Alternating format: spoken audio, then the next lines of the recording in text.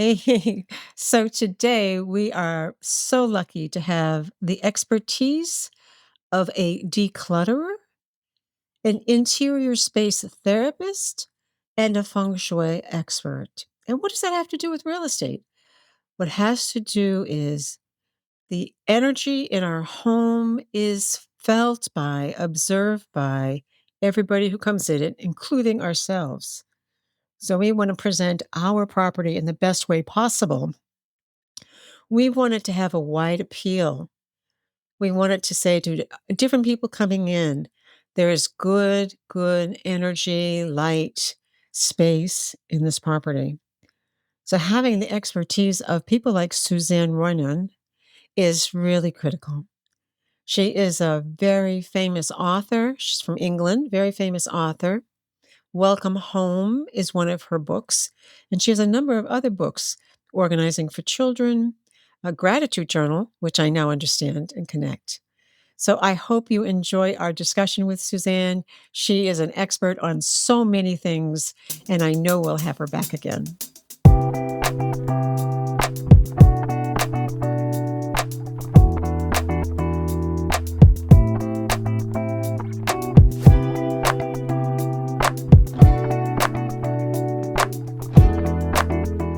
Hello, and today we have an opportunity to talk about something that might not sound like fun, but is really important in our daily lives.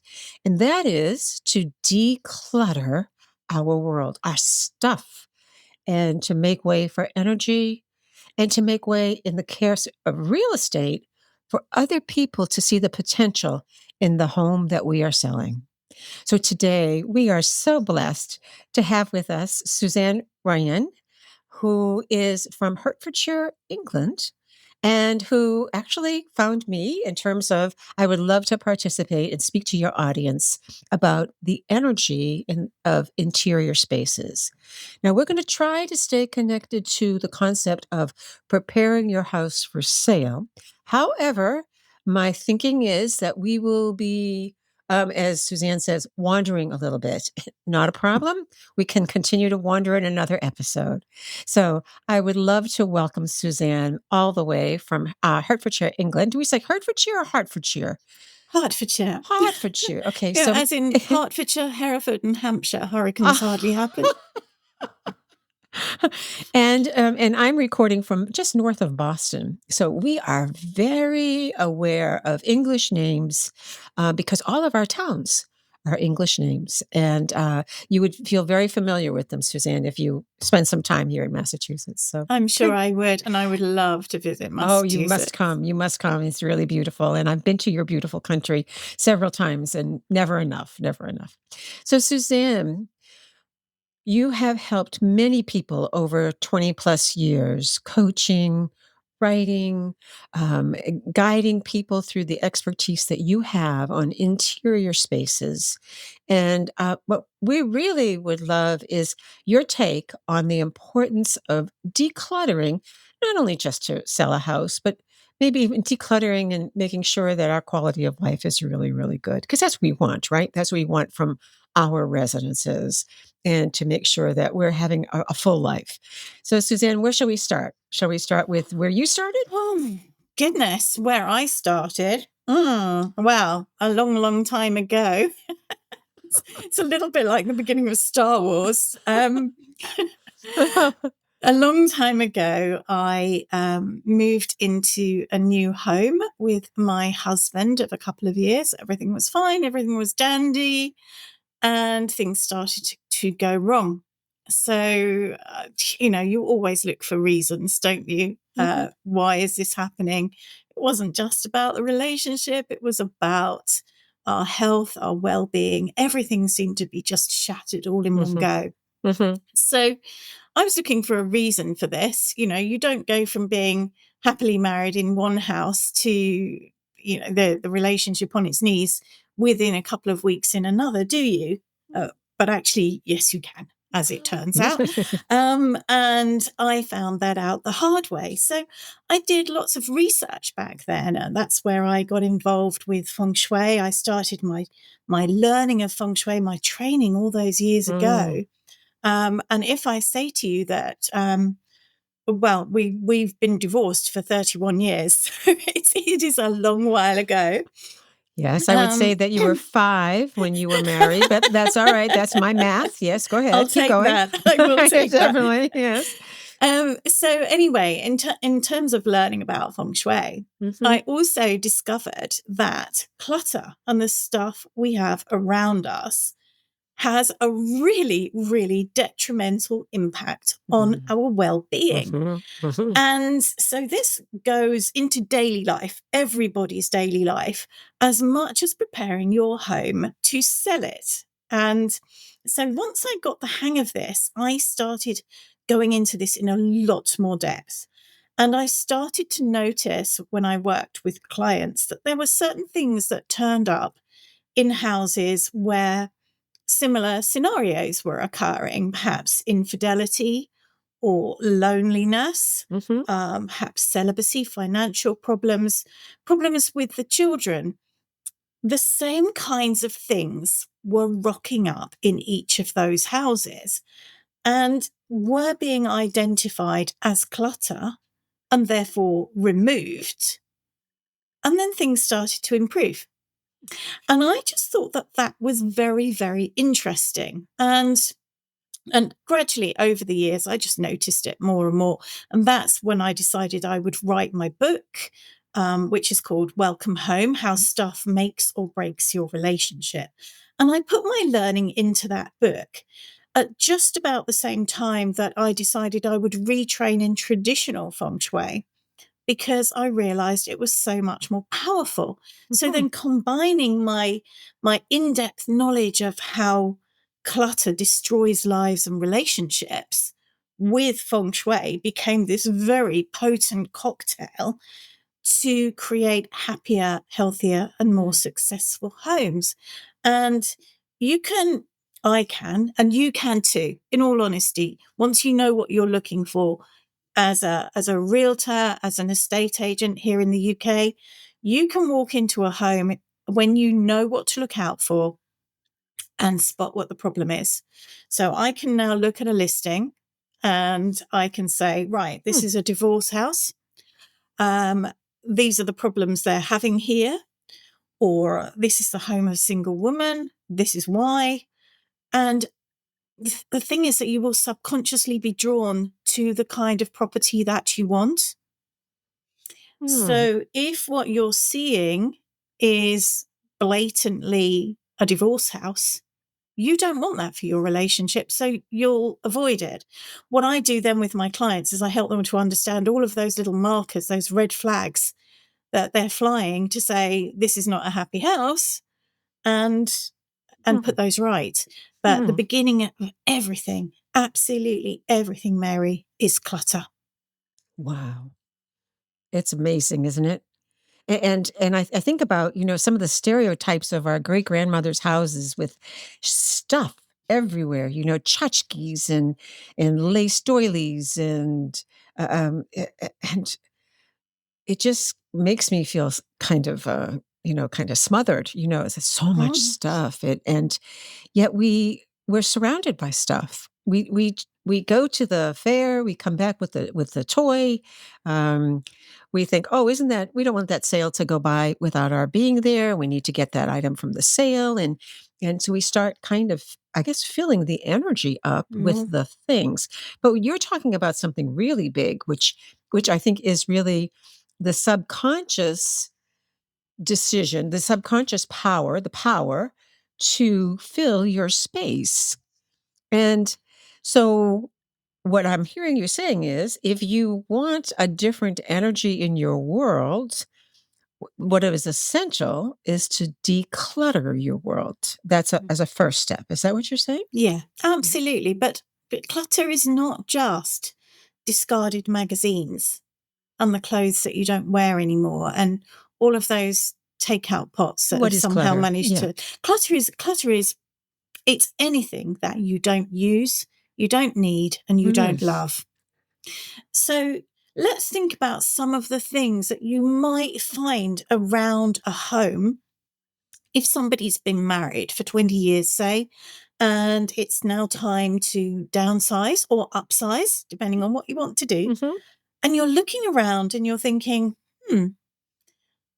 is this now of any use to me? Is this representing the person I am?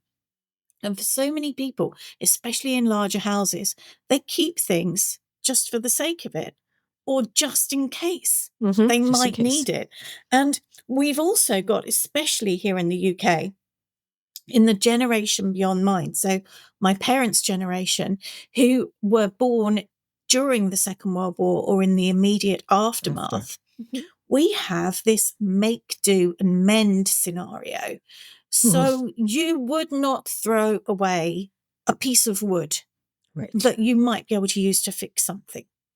And these get stacked up in the garage. You wouldn't throw away a plastic pot with a lid because that might come in handy at some point. And you see, this is how then clutter starts to grow until suddenly you've got a garage which is so full of things that might be used at some indefined point, at some level in the future. It's but you scarcity. can't, it's the lack mentality. It's Total the lack scarcity. mentality. But the fact is, your Tesla is on the drive. You know, your $60,000 car is on the drive. But what you've got in your garage where you could be protecting your car is a load of old boxes. It's so true in this neighborhood. We're the only people that use our garage.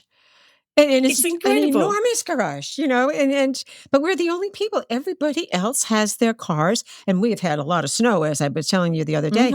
We had 5 inches yesterday, and so we have so much snow. But people have their garages filled with stuff they don't use. Yeah, and there's no value to them in keeping that. But if then subsequently they want to put their home on the market, it's an absolutely huge job then to work out what you're taking to the new place. People will buy a new home just to store their stuff because they don't think their current home is big enough for them.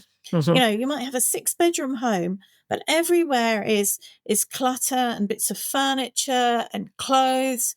Whereas actually, if they went through that home systematically, room by room, looking at every single thing they own and identifying whether it has a use, whether they love it, whether they need it, they might well find they don't need to move at all. Yeah.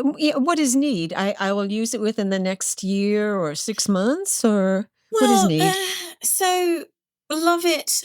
Well, obviously love it. Use it might be a uniform. Need it. It's the kettle, the tea kettle, for example. You know, it might not be something that you totally adore, but you need your tea kettle, you need your pans, you might need your coffee maker, your toasting oven, those things. Right. The hairbrush, these are the things you need. But they're kind of across the board things that you need. Right. The things you use, you might not love your uniform if you work in a uniform, but you still need you and use have to have it. That's right. Exactly. You need it. Excellent. Oh, good. But then you might have been given gifts, for example, that you never really appreciated when you got them, but you still keep them because you feel an obligation to keep them. Have I got a moment to explain the 5 reasons that people keep stuff? You sure do. And so the first one is habit. You know, it's always been there. I've got room for it. Why would I let it go? I don't need to think about it now. You know, fear, which comes into the scarcity. You know, oh my goodness, I might never be able to get one of these again. Well, I think in the main, we can get those things again if we really, really need a pencil eraser. We can get rid of one of the 16 that we have in a drawer. Yes. You know, so a bit fear, guilt. Somebody gave it to me. I feel an obligation to keep it. It was my mother's. It was my mother's. Even if you don't like it, you think, oh, I must keep this. And one of those things, for example, might be old family photographs. And you look at them, you don't know who those people are. Right. You know, but you're afraid to get rid of them because they were family photographs. So those are three of the reasons. The really nasty reason is spite. So that's when you keep something to prevent somebody else from having it. Yeah. And that's a really, really bad reason to hold on to anything, because that item in your home is just going to be exuding negative energy, because when you look at it, you're feeling, you're thinking, oh, I've got revenge on them. They wanted that piece of furniture and I kept it because I knew they wanted it. That's just such bad news. Yes. So yeah, habit, fear, guilt, confusion is the last one. Oh, I don't know what to do about it. Oh, yes. So I'll let it procrastinate here. Clutter is procrastination. Some people will move possessions, say, from inside the house to a damp garden building. And that's kind of decluttering by destruction, because once it gets out there, it will get damp and moldy and you will never use it again. So then you don't feel so bad about getting rid of it. I say, let's get rid of the stuff while it can still potentially have a use to somebody else. Yes. It can be recycled, upcycled, donated, gifted. Your horrible vase might be admired by a friend who would really, really love it while you loathe it. Yes. Give it to them. Give yourself some extra brownie points and get the horrible thing out of your house. Around here, people have dishware sets, china, really, really good china that, 30, 40 years ago, you paid $400 or $500 a place setting. Now, you can get a place setting. You can get 12 place settings for $200 of Wedgwood or some magnificent thing. And so they're amazing, but you've got to use them. You've got to use them. What's the point of having an incredible set of dishware Yes. if all it does is sit in a cupboard? Yes. Use the stuff. Even if you only use it at Christmas and on birthdays, use it. But if actually you look at that cupboard and you realize that door has not opened for 5 or 6 years, let it go.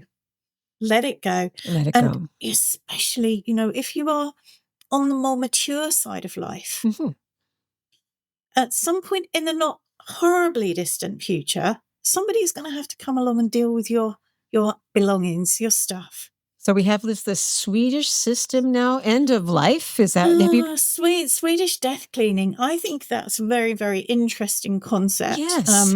I've just been doing it with one of my clients in the run up to Christmas. It took us quite a long time because every single possession had to be explained to me, had to be justified. Oh, yes. And in the end, she managed to release about half of her possessions. She's happily in her new home and she's not missed any of them. And in fact, what she's saying to me is, oh, it probably would have been better if we'd done what you said and got rid of 2/3 of it, because she's still sorting through her stuff. She now wants to finish it on her own. She's 85, but she's very, very determined. And she's, convinced that she's going to do all of this. Well, to be perfectly honest, I think she'll probably not finish sorting it out. Yes. But she's one up on the lady next door to her who moved into her place 2 years ago and still has a room full of unopened boxes. Oh, yes. So, Suzanne, you've worked with a number of estate agents, what we call them realtors or real estate agents here in the States. And what is your best contribution to working with real estate professionals, helping them with their clients? Well, I think helping them understand how to gentle their clients into nice word. presenting their properties more effectively. Now, in the States, you do a lot with home staging, especially with larger properties. That's really not taken off here in the UK. So what we have to acknowledge is that many homes are still being lived in. So you might be doing an open day, But this morning, everybody was having breakfast in the That's right. kitchen, and the dog was slopping water all over the floor, and nobody quite got around to vacuuming the stairs, you know?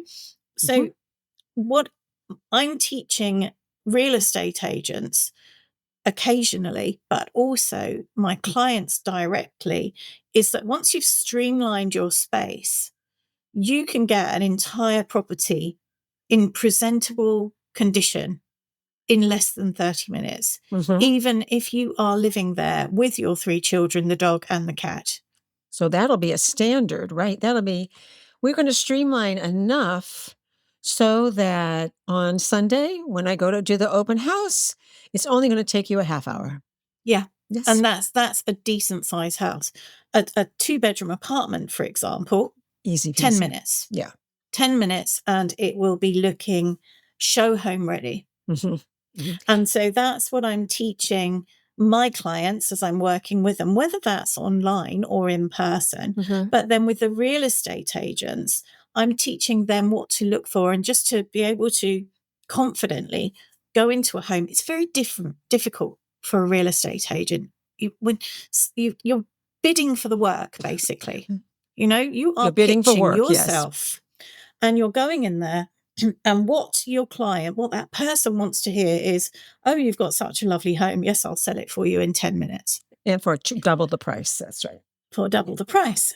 When actually what they want to say is, your place is rampant chaos.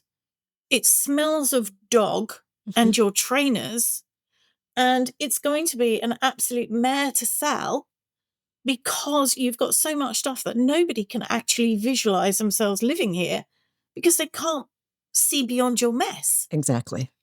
And so what I'm teaching these agents to do is to say, look, you know, cards on the table, I would love your business, but as things stand right now, I don't think I can do justice to your home, because I don't think you are doing justice to your home. And sometimes you will lose the business. Yes. But more often than not, they'll say, oh, well, what do I need to do? And then that gives you the opening that, you know, you can then go in and say, right, let's do this, this, this, and this. I can think Clear of your kitchen countertops completely. Yes. I can think of one situation where you don't have to do this. And in Northern Virginia, where I spent most of my years as a realtor, there were a lot of tear downs, old houses from the 40s and the 50s that were going to be torn down and replaced with some kind of large property, right? So you could basically say to the developer, we're selling it as is, in the sense of we're walking out the door and pulling the door closed. And those are the circumstances. So there's a very rare, unusual circumstance, but it can be done. And that's the exception. But that is absolutely the exception to the rule. If you're going to remodel. Homeowner, if you want top dollar for your property, here are the comps that we gathered. Here's the condition of those houses that are comparable. And this is where we're headed to make your house compete with those. And it's all visual, but I also like the reference to smell. Smell is very important. Oh, it's so important. It's so important. I've been to one particular property in the town where I live, actually, on 5 or 6 occasions with clients. And the door opens and you are hit with this wall of trainer smell. Trainers in the US are running shoes or sneakers. Right? Yeah. Right. Yeah. So sneaker smell combined with dog. Oh. And I went there, the first time I took some clients there, was one of them was newly pregnant. And we opened the door, she stepped in. Oh, yes. She stepped out again and said, I'm so sorry. I think I'm going to be ill. Right. And that was the end of that viewing. We went on and looked at other places. But that property is sitting, it's been on for 6-8 months in a highly desirable town, and it is well priced, but it is not selling because the energy, the smell, the whole feel of that house, you kind of go in there and you get this knot in your stomach and just want to get outside. Now, I would love to work with the owners of that property and really upgrade the energy in order to create a much better environment for people to walk into. But some people simply aren't open to that kind of thing. And you have to accept it. At some point, somebody who just wants a property, does not care at all, will walk in there and he'll offer £100,000, which is getting on for $150,000 under the asking price. And they'll be so desperate to sell that they'll take it. Eventually that will happen. Yeah. Eventually that will happen. Whereas actually, if they had followed my methods, if they'd chosen to come to me and follow my methods, that property would have been sold in spring of last year. Before we talk about the specifics of what people can start doing, let's talk a little bit about storage units. It's, I can honestly say I don't think I have ever paid rent for a storage unit. And maybe that's because I've never had enough stuff, but that's not true either. Storage units in the United States, you can be in rural Nebraska and come across this temperature-controlled, elevator access building in the middle of nowhere. I'm joking. It's a little extreme, but that building in the middle of nowhere will be for storage. And I was reading some numbers that said in 22, the average monthly storage was $91. And this had to be all across the states, obviously. $91 per month. Yeah. That's almost $1,200 almost a year. $1,200 a year. Now, here in the UK, you are probably looking, well, I know that one person told me his storage unit had cost him £68,000. So nearly $90,000 over 8 years. And when he finally went and opened it at my suggestion, having worked on his home, there was nothing in it he wanted at all.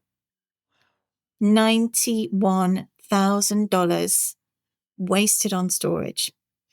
Now, why might you conceivably use a storage unit? So if, for the sake of argument, you've bought a property and you are going to tear it down or you're going to massively remodel it, then it makes sense to safely store your possessions for a very finite period of time. Yes, finite, yes.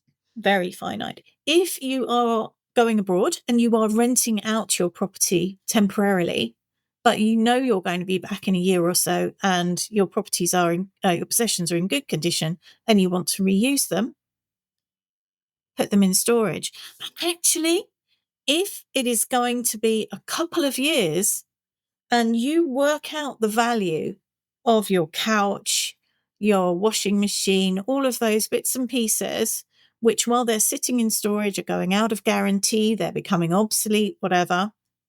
TVs go obsolete. My TV is losing channels almost by the week because fabulous as it is, I hardly use it. It's now sort of 8 or 10 years old. Wow. And it's now pretty much obsolete. A different generation, yes. Different generation. So think about how much it will cost you to replace all of that stuff and ask yourself whether actually it's worth you. Like, maybe $1,200 a year, maybe it would be worth it to you. If it's going to cost you $5,000 a year over the space of 4 or 5 years, then probably it really isn't. So it's about getting the balance. But the fact is, and as you're so aware, people are getting themselves storage units because they filled all the cupboards in the home. They filled the garage and they're putting stuff in storage because they don't know what to do with it. They're confused, they're guilty, they're afraid, all your original lists, right? Yeah. And that's why we're putting it in storage. So we're wasting money, hand over fist, putting stuff into storage that is of zero use to us. I was working with a client a couple of weeks ago. They were looking for a new 5-bedroom house. And the woman said to me, we've got a house in Manchester, we've got a house in Herefordshire. We are now looking for one that we can use as a base because our daughter is buying a property near here. I'm thinking, how many houses do you actually need? Yep. You know, it's maybe an hour and a half's drive to the next one. So, and she said, oh, yes, we've got 4 or 5 storage units. And I said, but why? And she looked at me as though I was mad. Mm-hmm. And she said, well, for all our stuff. Mm-hmm. It's in storage. You're not using it. And it's just like they gathered all of this stuff in, and they were somewhat older, you know, into their 70s. Mm-hmm. And there was that little bit of, you know, the lack mentality. Oh, we've got this now and we want to hold on to it. Yes. But then the daughter had said, well, you know, Mum and Dad, we went to that storage unit and there's nothing in there I want. Yes. And we have storage unit wars here where people go and bid on them, bid on the contents. And it's kind of like, you know, it's a surprise. It's like a Cracker Jack box, you know, I'm going to bid 300, I'm going to bid 400. And then you open it up and there's a Ferrari inside, or there's grandmother's lace curtains, you know? Yeah. Or there's, you know, somebody's paste jewelry and Yes, paste jewelry. That's right. six empty cardboard boxes. Those are things of China. So, Suzanne, how can people begin? I always recommend that people start in their own bedroom because the stuff in your bedroom is yours alone. I mean, I'm not talking about starting on your husband's closet. I'm talking about your stuff, your closet, your drawers, your personal possessions that are very special to you. But really look at every single one of those items. Now, in wardrobes, people tend to find that they wear 20% of their stuff 80% of the time. But in those wardrobes will also be things that no longer fit, that even if it did fit, they will never wear again. You know, ladies, that dress you're keeping for when you were 18 that you're planning to diet back into, if you're now in your 40s, that is not going to suit you. I hate to break it to you, but it's not going to work for you. Anything that needs a repair that you've never got around to repairing, people just don't do that anymore, do they? No, they And don't. no, those one-off items, you know, the dress that you bought to wear to a wedding 6 years ago, which you're looking at and you paid such a lot of money for, but you know you'll never wear it again. Let's let all of those things go. Now, I always think that this is like flexing your decluttering muscles, because you can go from having a wardrobe that is so crammed that the coat hangers are bending to having a space where you look in there and you like wearing every single thing and you know it suits you and you know it fits. So anything you take out of there is going to be a good bet for you. Right. You do the same with your underwear drawers, your fitness stuff, all of those things. And suddenly, getting up in the morning, getting dressed is so much easier. It is transformed from clutter chaos into, oh, this feels good. You know, you save yourself 10 minutes in the morning just because you can immediately lay your hands on the blouse and pants that you want to wear that day. And you also know that the shoes that go with it are in good condition and are right there waiting for you. So that's where I always start. I start off with the wardrobe, but then taking that knowledge, that understanding of how things make you feel when you touch them, take that then elsewhere in the house and deal with anything that is your property. Okay. So a wise woman will never deal with the possessions of a partner or any child over 10 years old. Oh, yes. Oh, However, yes. there is a perk to all of this, which is that when those husbands, children, whatever, see your life going so much more smoothly and everything being so much easier for you, then they'll come to you and they'll say, "Oh, honey, will you help me do my wardrobe?" and then and then you get to say, "Oh, yes, let's get rid of Yes. this awful Yes. shirt." Oh, I So, tell you, I'm cringing. We have one child, and should we die soon, my spouse has a basement filled with stuff and oh, an upper level filled with stuff, and I keep thinking of that Swedish death, mm. cluttering, decluttering. Well, bear But in I mind that the stuff in the upper level is all pressing down on you. yes, it's pressing down. Energetically, it's pressing down. Yes, It's weighing you down. It's affecting your health, your well being, your opportunities. It's almost as though you're being psychologically and physically crushed. This yes, is why I always encourage people, if they've got an attic, not to put anything in it at all if they can possibly avoid it, because excellent. the attic is just that's the side extension of that storage unit, really. And if you've got a crammed basement, how is that helping you? Oh, we joke about it. We talked about it's this TRS-80. I think that was an early computer that maybe my husband built. I talk about the museum. It's going into the museum. Well, the museum is someplace downstairs, and oh my God, I joke about it. But I want to get back to the feeling.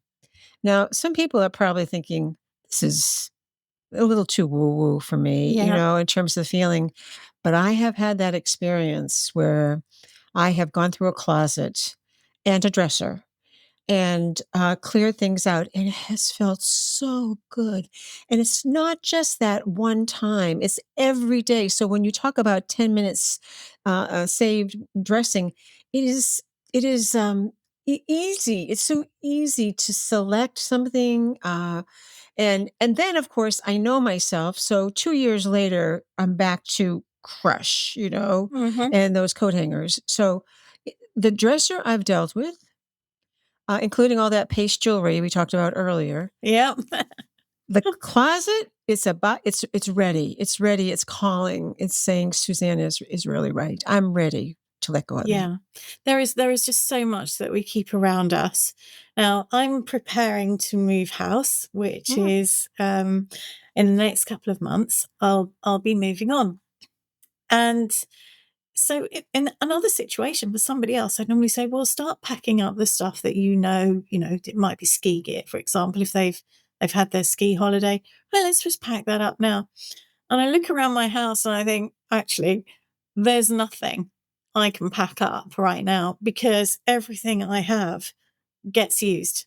wonderful. And that is a really powerful place to be. The thing is, once you get the hang of this, I mean, I call it interiors therapy because we're not just decluttering; Mhm. we are refreshing the energy of a space. We talked last week, and I said that there's that Yes. old saying from Aristotle: "Clutter." Sorry, the Aristotle says nature abhors a vacuum. And you said to me that sometimes when you declutter, the stuff just comes back. In 6 weeks, it's all back again. Mhm.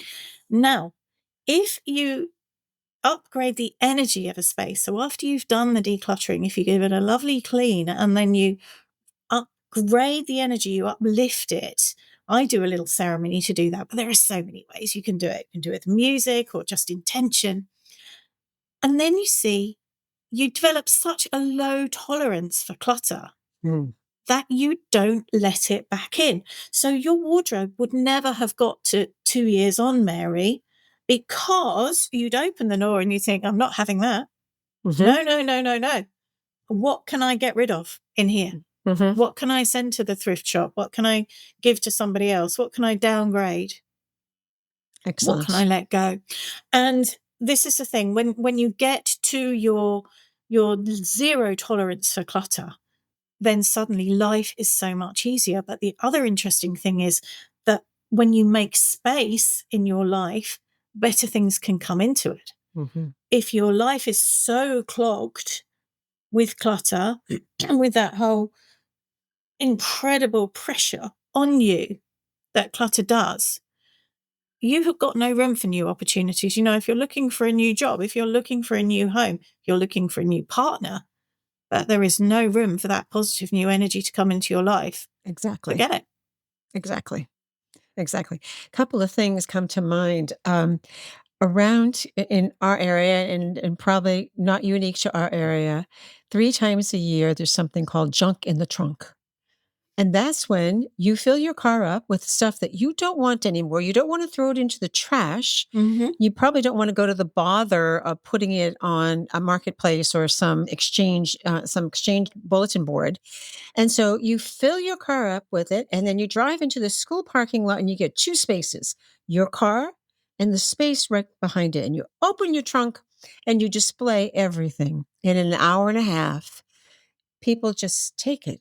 Just take the stuff. And what doesn't get taken is put into a truck, and that truck is a part of a nonprofit group, Mm-hmm. and they take the leftovers that you don't want anymore.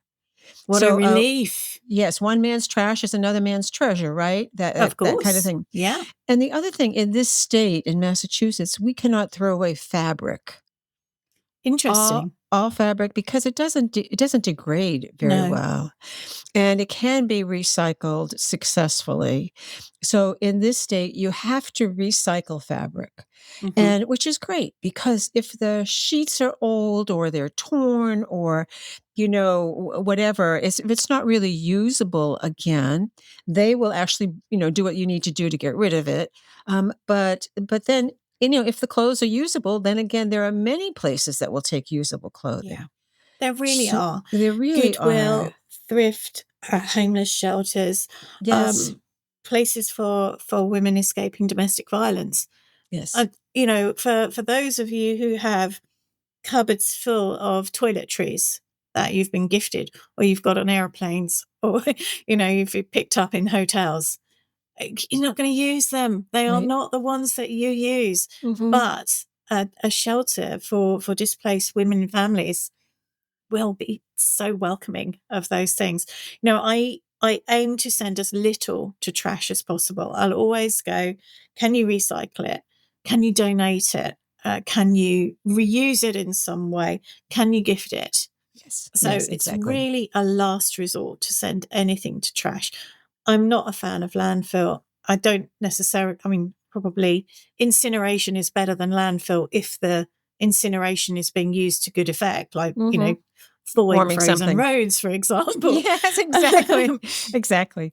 But Wow. yeah, we try not to trash anything. And I think when you get the hang of that, when you get the hang of living without the pressure of all the unnecessary Mm. stuff, and how much easier it is to keep your house clean, how much simpler it is to get out, to go on holiday, to find your insurance documents or your passport or that particular shirt that you want to wear. Mhm. I can go into my drawers with blindfolded if necessary. Not that blindfolds are often de rigueur here, but I can turn off the lights and I can go and I can get exactly the shirt I want out of the drawer. 'Cause I you know know it'll what's be the there. color I want. I know Mhm. where I can find everything else I need to get dressed in the dark without waking up my partner. And I will still look Amazing. fabulous when I go out. Of course, Well, you'll look fabulous. So, Suzanne, believe it or not, we have talked for a little while. I told Suzanne we record about a half an hour. We're beyond that at this point in time, and we haven't covered a whole heck of a lot. And let's put in the show notes your book. Is the Welcome Home book kind of a yeah. beginning guide to decluttering? It is. It's a beginning of interiors therapy. So it goes way beyond just Good. decluttering. If you Good. just want decluttering, don't buy my book. If you want to really get into it, if you want to learn how to never choose to have clutter in your house again, that's the book to get. And it's called Welcome Home, How Stuff Makes or Okay. Breaks Your Welcome home. Relationship. And I urge you to take a look at Suzanne's website. She offers a number of services, and I'm thinking about Feng Shui. And we need to talk about Feng Shui in a future episode, if you don't mind, Suzanne, Of course, I'd love because to. I have a little knowledge, and that little knowledge put into action really made my world different. So now I want to hear more knowledge, right? And you are the queen. You are definitely the queen. Oh, bless you. Thank you. Well, thank you so very, very much. And thank you for joining us today. And Suzanne promised me we can talk about anything. And you were right. We can talk about anything. But I am inspired because that's the goal of this podcast, to provide information, to inspire people to take action and to collaborate with professionals out there who are already doing it. You're collaborating with estate agents, with all kinds of people to help a better quality of life. That's perfect. My Thank absolute you. pleasure, Mary. Thank you so Thank much you for having so me. very much. Bye-bye, Suzanne. Bye now. Thank you so much for joining us today. And I hope you found this conversation useful to you and your real estate goals. You'll find the contact information for our guests and any links they recommend you have in the show notes. And should we be able to help you identify some strong real estate professionals in your area, drop us a note at info@realestateconnectionspodcast.com. Thanks again, and bye for now.